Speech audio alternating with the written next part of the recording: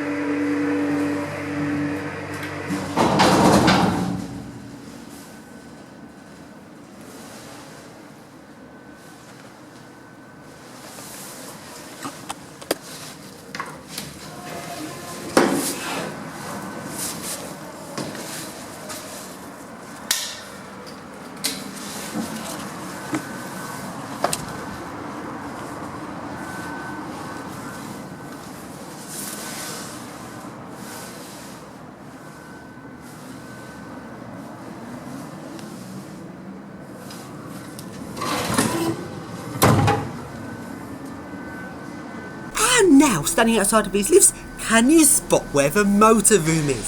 So then, these lifts are hydraulic, so you'd expect the motor room to be right down the bottom. But that's not the case with these lifts, as the motor room is up above. So when this place was designed, they're obviously designing it for traction lifts, but they installed hydraulics. That really shows a lack of communication between the people building the building and the people deciding which lifts to install.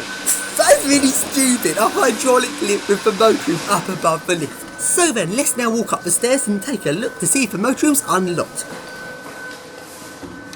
Bugger, it's locked, but at least we can hear some nice hydraulic motor room sounds up here.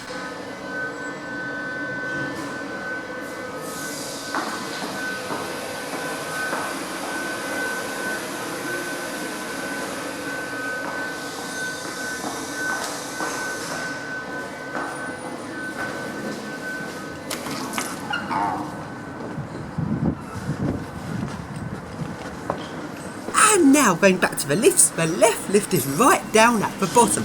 Let's open it up and get a view down the lift shaft.